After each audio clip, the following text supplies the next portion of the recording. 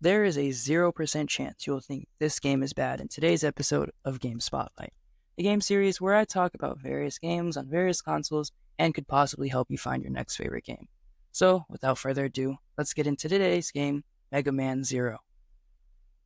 Released on September 10th, 2002, this was the first game in the newly made Mega Man Zero series. This game was very much a spiritual, if not direct predecessor, to the Mega Man X games, whether it be gameplay, characters, or just the placement of this game on the Mega Man timeline, that being 100 years after the events of the Mega Man X games. This game was produced by Capcom, though it was actually developed by Intai Creatures, who were reportedly giving free reign with the project's direction and premise.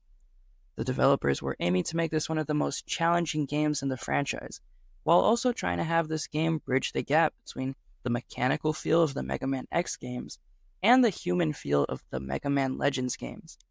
And they were pretty successful in accomplishing this.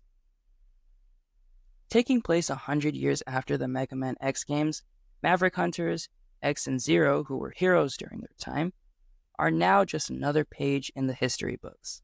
That is, if there are any left, as the world has been brought to chaos, as all Reploids, humanoid robots like Mega Man Zero, etc., are being accused of being Mavericks, and are all being systematically retired by androids.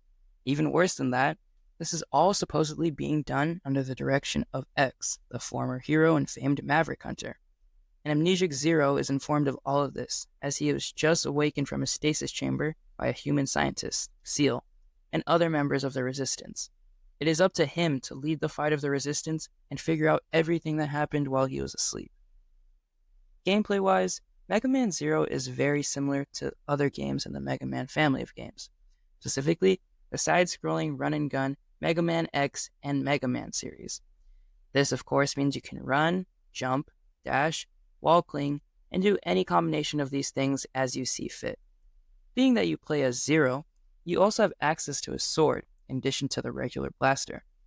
There is also the choice of other secondary weapons that can be switched between in-game, and each of these weapons can be leveled up after prolonged use, allowing for increased attack, extended attack range, and shorter charge time.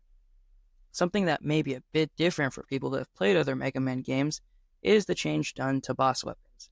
Rather than getting a unique weapon from each boss you defeat, you get a unique elemental chip that can be applied to your main weapon to change the kind of shot. One of the other new features introduced in this game was the inclusion of Cyber Elves. These are single-use collectible aids that can be used to temporarily or permanently increase the stats of Zero.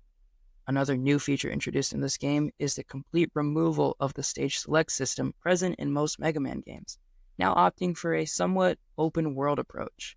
The Resistance base acts as a sort of hub, with almost every other area accessible and freely explorable from it. Following the original release of this game in 2002, the game had a mostly positive reception, with some minor points of contention. As you know already, this game was meant to be one of the hardest in the series, and it did not disappoint. While some reviewers did mention that this game's difficulty definitely makes it a game that shouldn't be played by casual fans, its increased difficulty was pretty positively received. This, along with the game's positively received presentation and sprite animation, is what made this an overall positively reviewed game. The only main criticism was the need to sometimes make blind jumps, and there were some mixed feelings on the Cyber Elf system. All of these things resulted in the game selling over 66,000 units in Japan during its initial release, making it the third best-selling game during that week. The game would then go on to sell over 230,000 units by the end of the year. If you love Mega Man, are a longtime fan of the series, or have at least played one or two other Mega Man games, I would definitely recommend you play this one. If you have never played a Mega Man game though, I would say to definitely try a different one first, such as Mega Man X. Whichever way you choose to go, Capcom's convenient release of collections of both game series on modern consoles definitely makes these games a lot easier to find and play. We've covered a great Game Boy Advance platformer, part of an even greater series of games. Of course, if you like this video, leave a like, subscribe if you like this kind of content, and let me know which game I should do next in the comments. And with that, I will see you all next time.